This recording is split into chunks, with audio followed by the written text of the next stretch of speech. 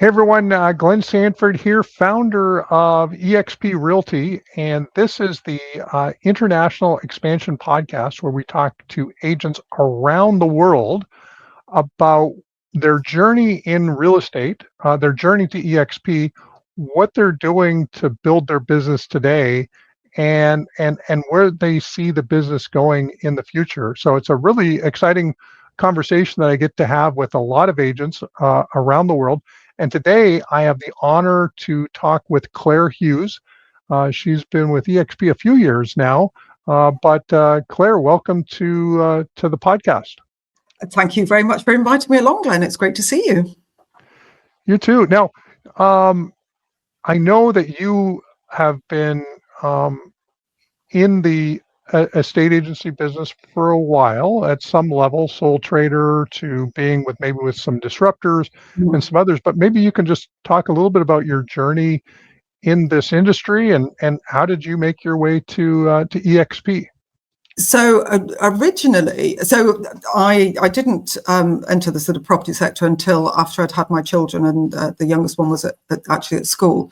And I can't for the life of me remember how this happened, but I got into relocation. So I was finding people coming from overseas. So the big finance houses worked a lot with the big banks in Canary Wharf and the city, and finding mostly leases, but some purchases for people coming in from New York, Frankfurt, New Delhi on the whole. So that I did that for a number of years, and then worked for an independent agency, also based in the Canary Wharf kind of area. So I've always worked in East London, and then then Purple Bricks came along, and I could see that was a way of starting my own business. And I was with Purple Bricks for almost 6 years, actually. So almost from pretty much the beginning until eXp came along. Okay. Now, I've certainly, Purple Bricks expanded around the world. Now they've kind of contracted. I think they're a different company than they were when you were there. But what was the business like then, and maybe how does that contrast to eXp? I think they're both self-employed models of sorts. On the face of it, I think people thought that people think it's similar. It's not. So when I first joined Purple Bricks, it was innovative. They were definitely disruptors. There was a fantastic culture in the company, but it was very much we were business owners. But really what transpired was not that. We were being dictated to, diary times, fees. We couldn't set our own fees. Sure, we had territories. We could have people that, teams within our territory. But even that was dictated to us. We could only have certain types of people. So really, essentially, we were just contractors. Okay. And which was fine, for what it was. But I think it just laid the path for eXp to come in and introduce their model more easily to UK agents, because the majority of UK agents are employed, and it's that transition is always the challenge for agents, the transition from employed to self-employed. Now, I think you've obviously you've enjoyed being at eXp, but what's like contrasting, self-employed, Purple Bricks, or employed Purple Bricks self-employed and eXp self-employed? How do those all sort of look, and especially for agents who are not from the UK, what does a typical day of an agent in the UK look like, or a trader? At each of those types of models. So an employed agent or a self-employed agent? Let's go with employed and then contrast it to, say, so eXp. I guess a regular self-employed high street estate agent they'd probably work 5 days a week, maybe 5.5 days a week, probably on rotation. They might do sort of one Saturday in 3, for example. Might start off with morning meetings. which are being dictated to by the branch manager, which is probably also being dictated to them by their area director. Obviously different companies have a different format, but it could be, between certain hours, you're only calling out prospective vendors, sellers, or you might be calling out for the leads that have come in overnight from the portals. But you will have a sort of a traditional structure. You might have one person in the office that does the valuing, so they go out on appointments, do the valuing, whereas the people in the office are trying to generate those appointments for the valuers. So it's a bit of a conveyor belt, really. And in my mind, I don't think the customer is always represented particularly well there, because they will be passed to different people.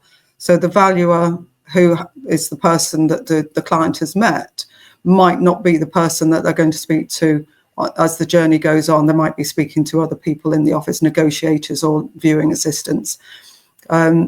Whereas most self-employed agents that are running, certainly with EXP, are kind of doing the whole process and building relationships, which, I know it's a transaction and it's a financial transaction, but I think there's so much emotion tied up in property, and I tend to work with people that might have been in their home for 30 or 40 years.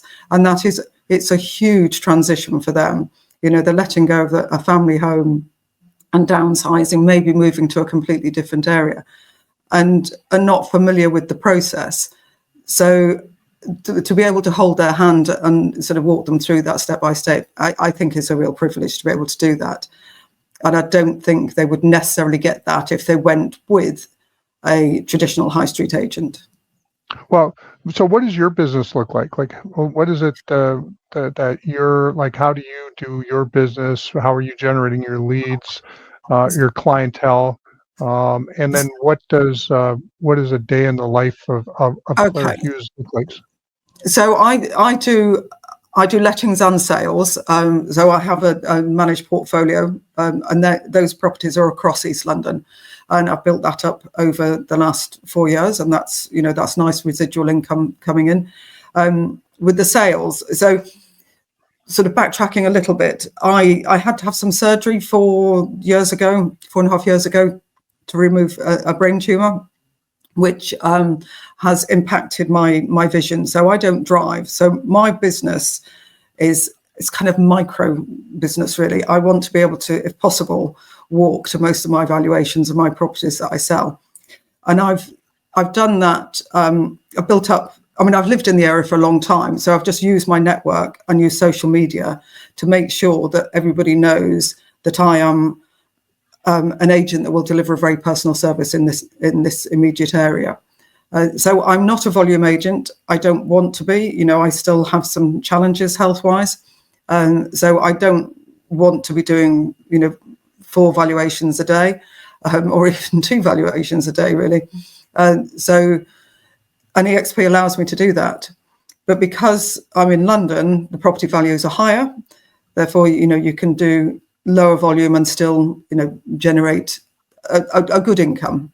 And because I partner that with the lettings as well, it's producing a good income. But most of my leads now, they're just referrals, via social media or just my network in the immediate area.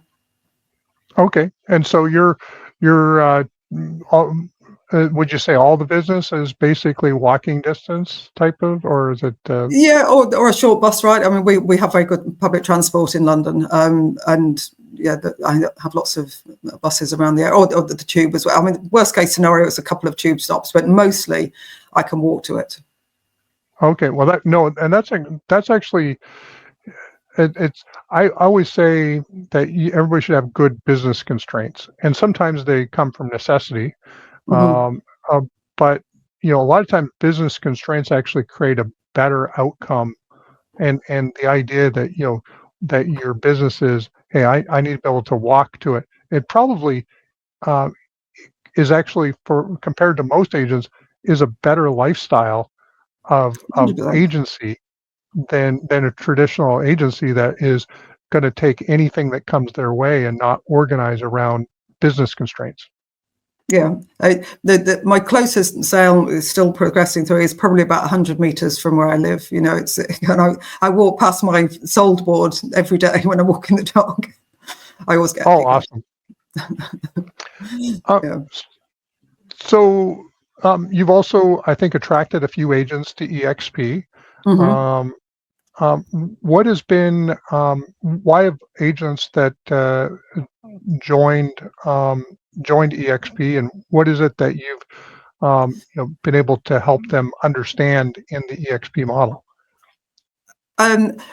It's interesting because EXP offers really whatever you want in business. It enables you to have a business, whatever level of business that is. So, you know, I've got agents that have joined who they need, for whatever reason, to just work part-time, and I've got other agents who are absolutely going for it, and you know, within the next year want to icon, but it offers all things to all people. So if you just want to build a standalone business on your own, selling properties, don't go to events, don't go to meetings, that's absolutely fine, you can do that. But on the flip side of that, you can also, you know, build a team. I've got one particular agent who has an ambition in the next couple of years to have, he's opened one office, he wants to open another 2 offices and build his team out that way. I have no doubt that he will do that. So it's a vehicle to build a business using fantastic tech, fantastic support, global reach, you know, because we've got global referrals now, the international events. I was in Miami, as you know, and then also in Lisbon earlier this year.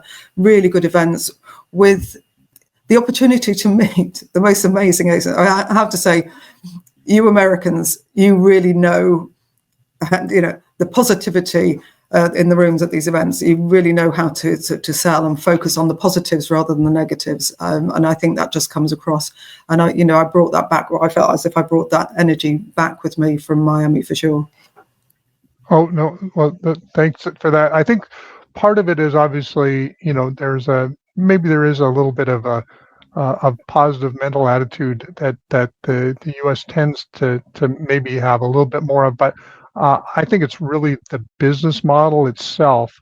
When you can take individuals who normally are in, I don't want to say dead end jobs because real estate's a great profession, but for a lot of agents, they don't really feel like they have a way off of the hamster wheel. And when you give them a way and you give them unlimited upside, they just become more positive versions of themselves. And so I think it's probably a combination of, obviously great people, but also a great business model that does provide that ability to build whatever you generally want to build. So, well, it's working. Now in the UK, I think it's a fairly unregulated market. Is that the way you see it, or is it, or do you see real estate being fairly well organized? So there's a regulatory body which you don't have to be a member of. You do need to be a member of the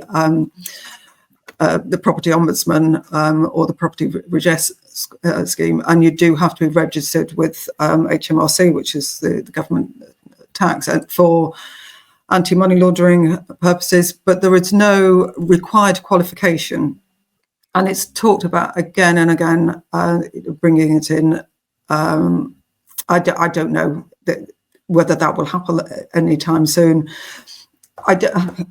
I'm not sure that a qualification is necessarily going to elevate the profession, because unfortunately in the UK, it's not particularly well respected, or we're not particularly well respected, because I don't think people realise how much work is involved in a property transaction. Right. And they just say, all you do is take some photos and put it on the portal. So that obviously we know there's a lot more involved in it. I think there's an issue with pay in the UK. So the agents aren't paid a huge amount of money. So I was speaking to a business owner up in the northwest of England a few months ago, she, I said, what's your biggest hurdle? And, in your business, what's your biggest problem? And she said, it's recruitment and retention. She said, because they can go and work at Asda, which is, a supermarket, and for only a little bit less, just stack shelves, work on the shop floor, on the tills, just, and not have all the hassle, not have to work, 5.5 days a week or whatever. And I thought, well, surely you should be paying more. But they're saying they can't afford to because the fees are so low. So, I know that you would think our fees are really low in the UK because they are compared to the rest of the world. But people keep saying, oh, you can't get 1%. Well, you can get 1%. You can get 1.25. But as an industry, I think we need to be looking in at how we're supporting our people and how we can retain our best people. Right. Well, I was talking to another agent, and one of the things that he was sharing is that self-employed agents, at least he was getting a higher price point for the properties that he was taking on than your employed agencies. And he was saying, because I spend more time marketing, I actually care about this particular client. I'm actually doing the work. Yeah. Are you seeing that in your experience as well? I'm seeing it more and more, as in just nudging the fee up slightly. So I know that sometimes agents, when they go out on their own, the temptation is to undercut the traditional high street agents. I'm not sure that's necessarily a good strategy, but if it works for them to, but as long as they are pitching it in such a way that they're saying, this is because I'm a brand new agent, I'm a brand new business, and I want to get some instructions, but you will get the full service. Because the argument is that if you cut your fee by half, then you've got to double the amount of work you do to make ends meet, as it were. Right. So I think that as an independent EXP agent, I think I can demonstrate better value for money because you are just getting me. You're getting Right. me. You're not going to be passed around. So you get me, and it could be that it's out of hours calls, which you wouldn't get if you were with a high street agent, and it's that sort of hand holding through the process, and customers do see the value in that. So I think it is easier perhaps to push up the your percentage if you're able to demonstrate value and know your worth as well. Right. Well, and I think there's I'm in the States, US, where I started selling real estate. What I recognized fairly early on is the best agents generally have more business than they can handle, and to some extent, as you get better at the business and you get recognized just for being able to manage your own time, you would charge a little bit more to some extent, so you can work with less clients with providing high value to them. And so it becomes kind of almost a sorting tool to say, hey, I charge whatever it is, 1.25%, 1.5%, 2%. Yeah. I don't know what it would be, but you could say, I do a good job. You've seen me around. I do a good job, and part of that, is I charge more, mainly so I can work with a smaller number of clients, and so it actually becomes kind of a selling proposition as well, to make sure that you're able to provide a high quality of service. 100%. And there's certainly agents in towns around the country who have waiting lists, EXP agents, because they say, well, I'm only going to take on this number of clients. I've pushed my fee up. I'm now the most expensive agent in the town, but I will only take on a fixed number of properties. And they have waiting lists. And EXP obviously allows them to do that. But now some of those agents are now building teams so that they can, when they get to capacity, at least they've got a team member that they can maybe divide that work up and know that that client is going to be serviced in the right way. They know because it's an agent that they brought on. Right. Well, good stuff. So, how you value your sort of work-life balance? How do you keep track of the business that you're currently working? Do you use a CRM? Do you just use your phone or a spreadsheet? How do you keep track of the people that you're working with?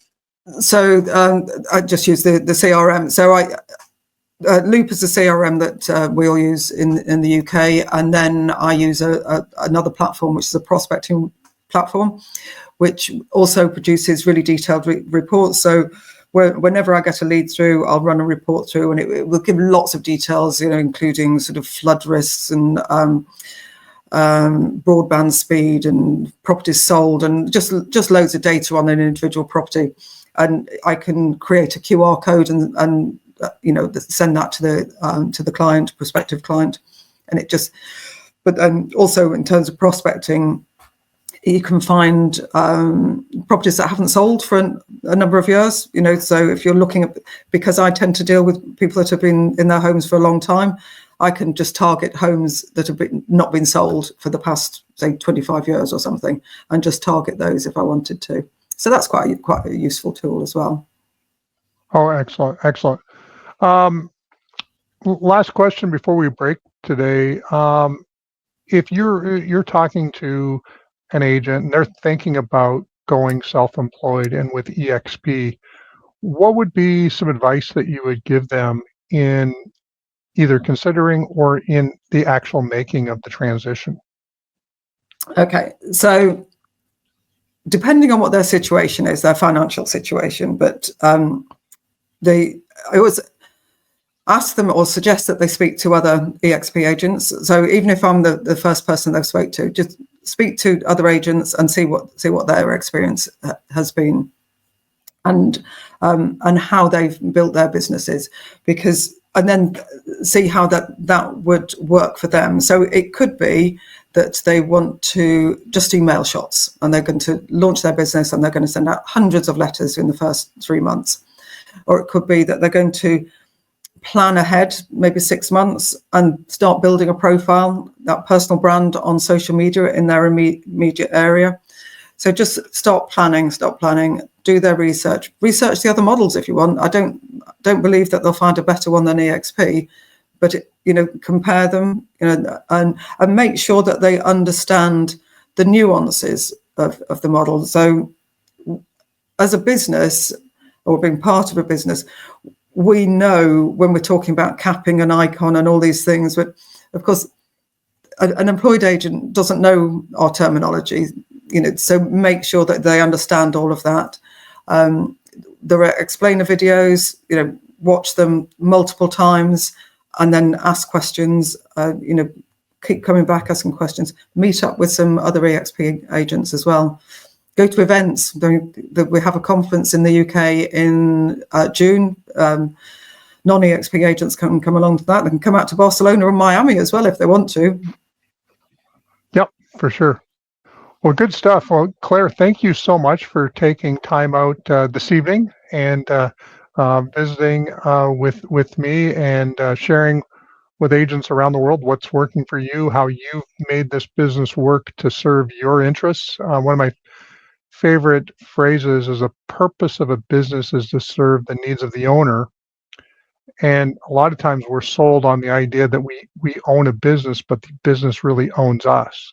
Yeah. And when you do own a business, you can shape it to actually serve your needs, and you've done an amazing job doing that. So, for those of you thinking about, what does it mean to build a business that serves you? Think about what you want, what you need, and build the business to serve that. You still have to show up every day. Still got to go do the work, but you can make it serve you and in where you're at. So, Claire, thank you so much for jumping on. Thanks everyone for listening and being part of our listeners of the podcast. And until next time, Thanks, everyone, and make it a great day.